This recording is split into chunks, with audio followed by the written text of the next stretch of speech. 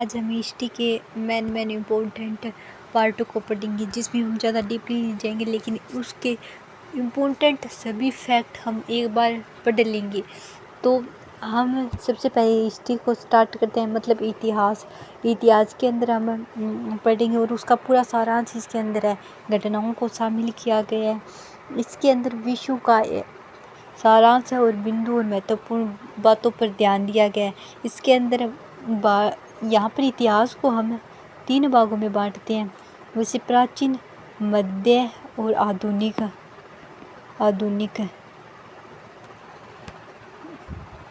प्राचीन, मध्य और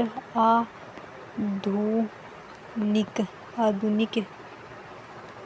ठीक है, जिसमें अगर हम बात करें तो ये हमारा इतिहास हो गया, ये हमारा प्राचीन इतिहास, ये हमारा मध्य, ये हमारा आधुनिक। जिसके अंदर अगर यह वह इतिहास होगा जो यह मतलब जिसके अंदर जैसे सिंधु घाटी सभ्यता हो गई, इसके अंदर और जैसे थोड़ा और कोई वेद हो गए, उपन्यास, और इसके बारे में मध्य के अंदर यहाँ पर जैसे राजा महाराजा मौर्य के बारे में, और आधुनिक जो चल रहा है, जो थोड़ी से पीछे का टाइम ही है, ये ज़्यादा नहीं है। तो इसके अंदर हम सबसे पहले बात करते हैं तो वो हमारा आता है प्राचीन इतिहास, भारत का प्राचीन इतिहास। जिसके अंदर सबसे पहले हम स्टार्ट करते हैं कि भारत के अंदर जो प्राचीन इतिहास है उसके अंदर अगर हम स्टार्ट करते हैं तो उसके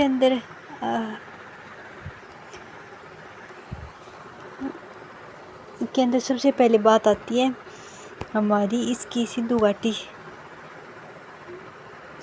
सभ्यता के विकास की। और सिंधु घाटी सभ्यता के अंदर अगर हम बात करें तो सबसे पहले हमारी बात आती है सिंधु घाटी सभ्यता, जिसके अंदर अगर हम बोलें तो सबसे पहले आती है हमारी सिंधु घाटी सभ्यता जो 1200 के अंदर से ले ईसा पूर्व से 1750 ईसा पूर्व तक और एक शहरी सभ्यता है, और जिसमें मुख्य स्थान हड़प्पा और मोहनजोदड़ो है।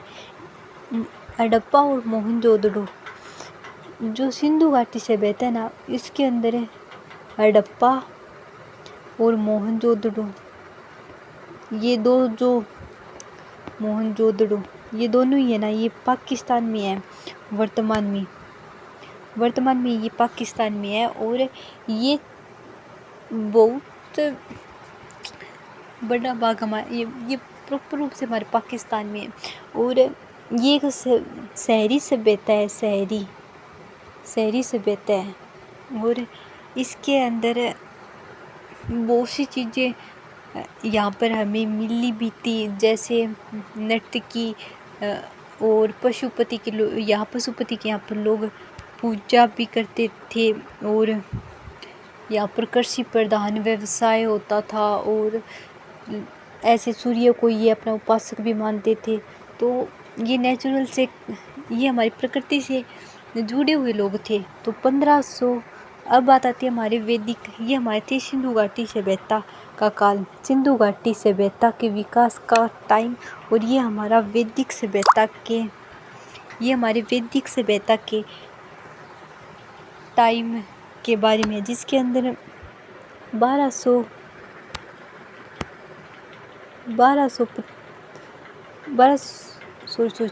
वैदिक सभ्यता, जिसके अंदर अगर हम बात करें तो वैदिक सभ्यता में अगर हम बात करें तो ये 1500 से 1600 ईसा पूर्व तक है, और जिसके अंदर मुख्यतः वेद, यहाँ पर वेद हुए। तो इसके अंदर 2 भागों में बांटते हैं हम इसे, और इसके अंदर ऋग्वेद और ऋग्वेदिक काल, एक उत्तर वैदिक काल, इसे हम 2 भागों में बांटते हैं। जिसमें अगर हम ऋग्वेदिक की बात करें तो इसमें रचना हुई, और आर्यों का जीवन ग्रामीण का, यहाँ पर जो आर्य लोग थे उनके जो जीवन था वो ग्रामीण ही था, और यहाँ पर रचना हुई थी।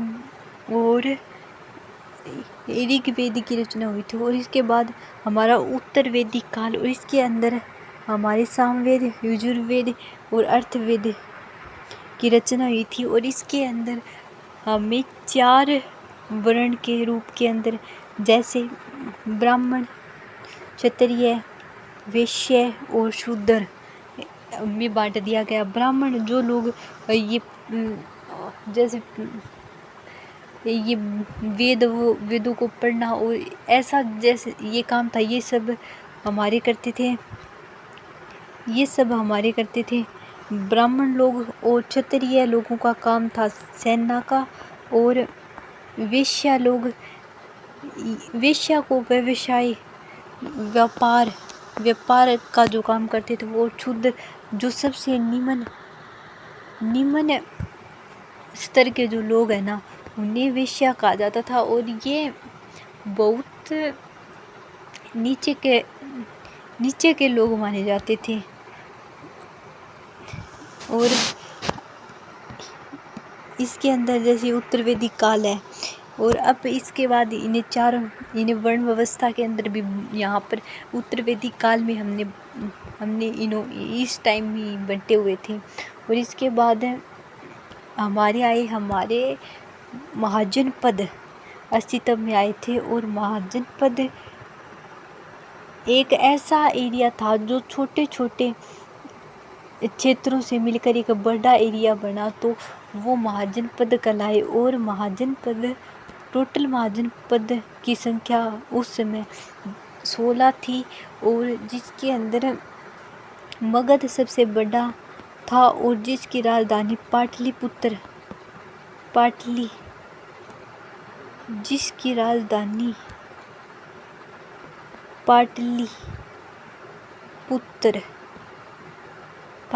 इसकी राजधानी थी। और अब बात करते हैं महाजनपद। 1600 ईसा पूर्व में अस्तित्व में आए, और 16 बड़े राज्य थे। सबसे बड़ा मगध सबसे बड़ा था। और इसी के दौरान जैन धर्म, जिसके मुख्य जो व्यक्ति थे वो महावीर, और बौद्ध धर्म जो गौतम बुद्ध इसका मुख्य व्यक्ति थे, इन्होंने वैदिक कर्मकांड का भी विरोध किया था। और मगध शासन जो मगध तो सबसे बड़ा एक क्षेत्र था। तो इसका शासक कौन कौन रहे, तो इसके शासक के बारे में अगर बात की जाए तो इसके अंदर शिशुनाग वंश, सबसे पहले हर्यक वंश, फिर शिशुनाग वंश, फिर नंद वंश, और फिर मौर्य साम्राज्य जो 333 ईसा पूर्व से 185 ईसा पूर्व तो शामिल हुए। और मौर्य साम्राज्य की स्थापना चंद्रगुप्त मौर्य के द्वारा की गई। और सबसे महान अगर यहाँ पर शासक की बात की जाए तो वो हमारे अशोक सबसे प्रसिद्ध थे। और इन्होंने कलिंग का युद्ध किया, और जिसके बाद इनका हृदय परिवर्तन हो गया, और इन्होंने फिर बुद्ध धर्म अपना लिया। कलिंग के युद्ध के बाद वहाँ पर बहुत अधिक नरसंहार हो गया, जिसके कारण यहाँ पर इसे अपना लिया गया इनके द्वारा। इसके बाद हमारे आगे बात आती है इसके पतन के बाद कौन से इसका मुख्य जो व्यक्ति जो इसका वहरदत्त इसका अंतिम शासक था। और इसके बाद इसका अगला क्वेश्चन जिसके अंदर है इसके समय में पतन, इसके बाद मौर्य के पतन के बाद यहाँ पर कौन से शासक आए, तो पतन के बाद तो शुंग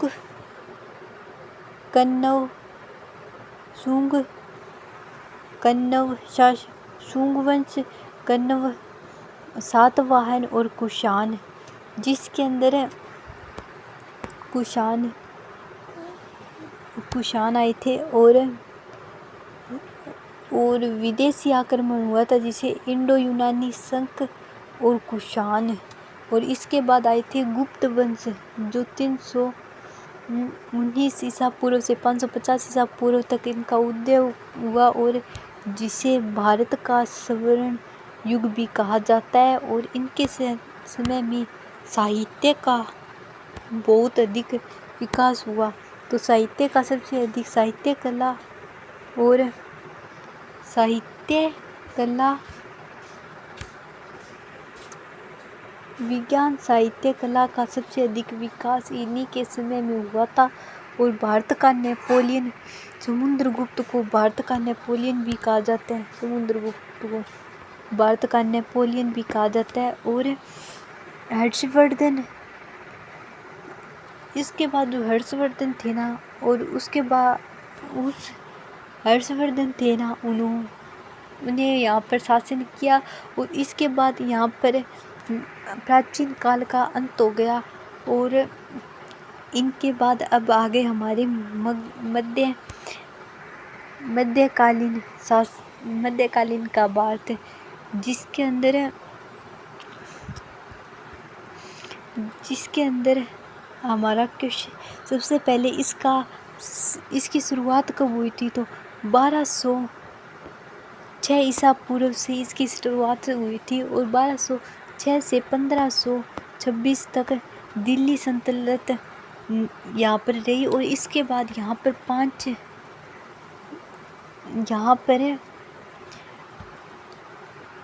शासक हुए। और इनकी ठीक है कि गुलाब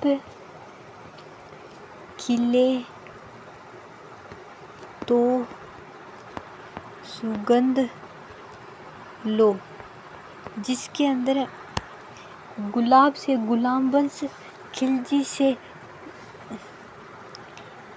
गुलाब खिले तो सुगंध लो, गुलाब से गुलाब वंश, खिले से खिलजी वंश, तो से तुगलक वंश, सुगंध सैयद वंश, और सुगंध लो से लोधी वंश। तो गुलाब खिले तो सुगंध लो, ये हमारे दिल्ली सल्तनत के जो व्यक्ति थे जिनके अंदर 1206 से 1290 तक कुतुबुद्दीन ऐबक ने स्थापना की। और दिल्ली खिलजी वंश 1290 से 1326 तक खिलजी बाजार नियंत्रण लागू किया। तुगलक वंश बाजार नियंत्रण की व्यवस्था, खिलजी गुलाम वंश जो 1206 से 1290 तक। और इसके बाद हमारा आ जाता है खिलजी वंश 1290 से 1320 तक। और इसके बाद जिसमें बाजार नियंत्रण अलाउद्दीन खिलजी ने किया। तुगलक वंश 1320 से 1414 तक तुगलक मोहम्मद बिन तुगलक ने और इन्होंने अपनी राजधानी का परिवर्तन किया। और यहाँ के समय में जो सांकेतिक जो मुद्रा थी उसको, और सैयद, इसके बाद आता है हमारा सैयद वंश। और सैयद वंश 1414 से 1451 तक। तो सबसे छोटा काल अगर हमारा सबसे छोटा काल पूछे तो सैयद वंश 1414 से 1451 तक। इसके बाद हमारा आता है लोधी वंश। लोधी वंश में हमारे 1451 से 1526 तक लोधी वंश। और इसके अंदर यह इब्राहिम लोधी इस समय का सबसे अंतिम शासक था, जो बाबर के साथ युद्ध में हार गया था और 1526 के अंदर। और इसी समय विजयनगर साम्राज्य की स्थापना हुई, जो हरिहर और बुक्का ने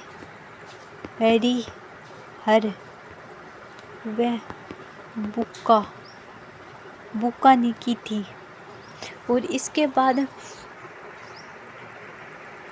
यहाँ बहमनी साम्राज्य की भी स्थापना होने लगी दक्षिण भारत में। इसके बाद हमारा दिल्ली के जो शासन था वो अब मुगलों की ओर बढ़ता चला गया, जिसके अंदर 1226 से 1857 ईसा पूर्व की स्थापना हुई। और इसके अंदर मुख्य जो राजा थे वो बाबर का कार्यकाल 1526 से 1530 तक 1526 से 1530 के बीच में हुआ। मुगल साम्राज्य का संस्थापक बाबरी था। और इसके बाद आता है हुमायूं 1530 से 1556 तक हुमायूं ने शासन किया। इसके बाद आता है अकबर, और अकबर ने 1556 से 1605 तक किया। और इन्होंने ही दीन ए इलाही शुरुआत की, मनसबदारी प्रथा भी स्टार्ट की। और जहांगीर ने 1605 से 1627 तक जहांगीर का शासक रहा। इसके बाद 1628 से 1658 तक शाहजहाँ यहाँ पर शासन करता रहा। इसके बाद ताजमहल और लाल किला बनवाया शाहजहाँ ने। इसी समय में 1628 से 1658 तक शाहजहाँ ने ताजमहल और लाल किला बनवाया। और इसके बाद आते हैं औरंगजेब। और औरंगजेब सबसे कट्टर अगर शासक का नाम आता है तो वो औरंगजेब। और इसके बाद मुगल साम्राज्य का यहीं पर हो गया ख़त्म।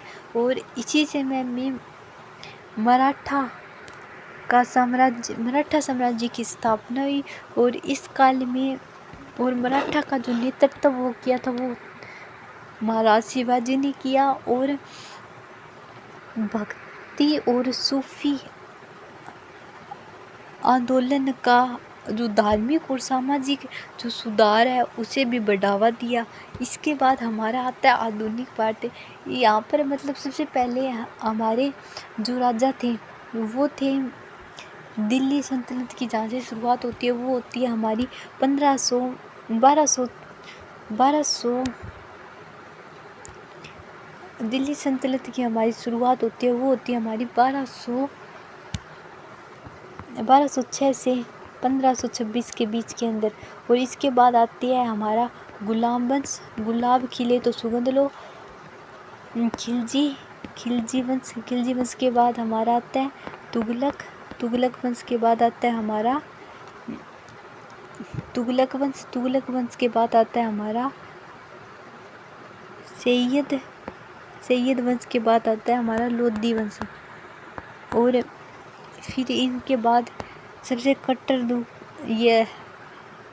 कट्टर अगर सबसे बात करें तो वो कट्टर स्वभाव के सबसे औरंगजेब थे। और इसके बाद आता है हमारा आधुनिक भारत कि आधुनिक भारत में कैसे अंग्रेज़ों लोग यहाँ पर आए और उसके बाद भारत के अंदर क्या क्या चीज़ें हुई, क्या क्या परिवर्तन हुए। तो सबसे पहले हम बात करते हैं कि भारत के अंदर जो अंग्रेज लोग आधुनिक भारत है जिसके अंदर कौन कौन से लोग हमारे भारत के अंदर आए थे। तो हमारे भारत के अंदर जो पुर्तगाल, डच, अंग्रेजी और फ्रांसीसी जो लोग वो आए थे और इन्होंने धीरे धीरे अपना प्रभुत्व भी स्थापित किया। इसके बाद 1757 के अंदर सिराजुद्दौला और अंग्रेज़ों के बीच बंगाल के अंदर युद्ध हुआ, जिसके अंदर उनके साथ गद्दारी की गई और कुछ लोग उनके अंग्रेज़ों के साथ मिल गए, जिसके कारण सिराजुद्दौला हार गए और अंग्रेज़ों का प्रभाव भारत पर बढ़ने लगा। धीरे धीरे करके इन्होंने पूरे भारत पर अपना शासन कर लिया, लेकिन इन्होंने एकदम अधिकार नहीं किया। इन्होंने धीरे धीरे सत्ता को अपने हाथ में लेना शुरू कर दिया। इसके बाद हमारा बक्सर का युद्ध 1764 के अंदर हुआ और ये भारत के वास्तविक शासक बन गए यहाँ पर 1764 के अंदर यहाँ पर ये शासक बन गए वास्तविक रूप से। और यहाँ पर अब 1857 के अंदर अगर हम बात करें तो 1857 के अंदर भारत के अंदर यहाँ पर विरोध सबसे पहला जो स्वतंत्रता संग्राम कहा जाता है, भारत के अंदर पहला स्वतंत्रता संग्राम भी हुआ। और यहाँ पर ईस्ट इंडिया कंपनी ब्रिटिश जो सरकार थी ना, जो वहाँ की जो सरकार थी, उन्होंने अब इसे भारत को अपने अंडर में ले लिया। पहले हमें ब्रिटिश इंडिया कंपनी के ये एक कंपनी थी, इस कंपनी के अंडर में हम पूरा भारत था, लेकिन फिर यहाँ की सरकार ने पूरे भारत को अपने अंडर में ले लिया। तो इसके बाद हमारे भारत के अंदर कांग्रेस की स्थापना हुई। और कांग्रेस की स्थापना 1885 के अंदर ए यू होज ने की। 1885 के अंदर बम्बई में हुई थी। और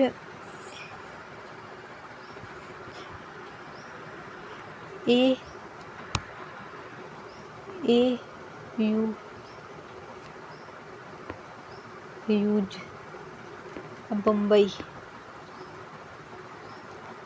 बम्बई में हुई थी। और इसके बाद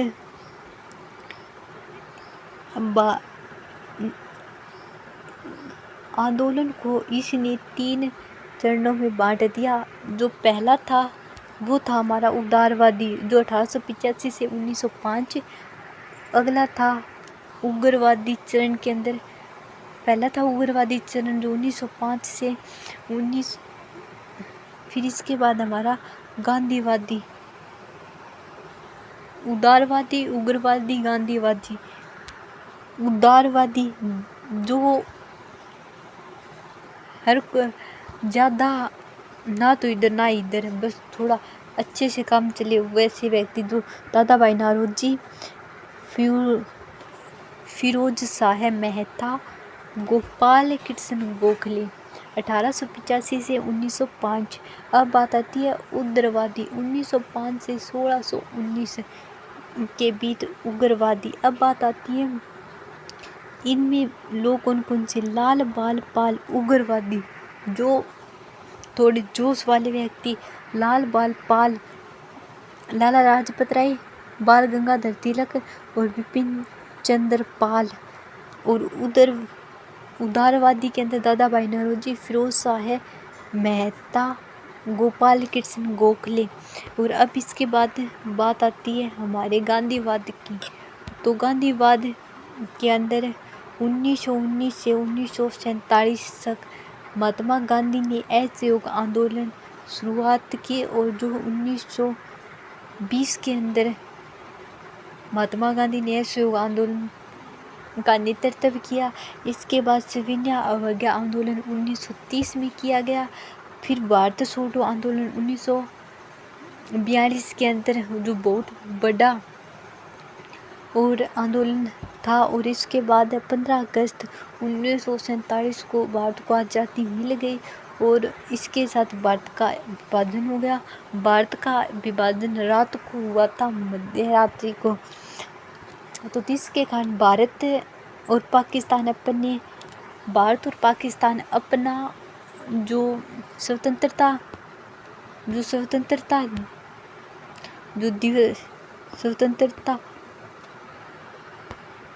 का जो दिन है वो एक दिन आगे पीछे करते हैं। स्वतंत्रता पाकिस्तान अपना 14 को मनाता है, लेकिन भारत 15 को, क्योंकि वहाँ पर टाइम हमसे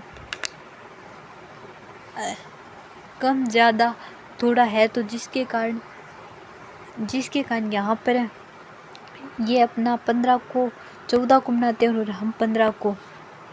तो बस अभी के लिए इतना ही। पूरी हिस्ट्री का कंप्लीट निचोड़ आ गया। एक्सप्लेनेशन अगली वीडियो में।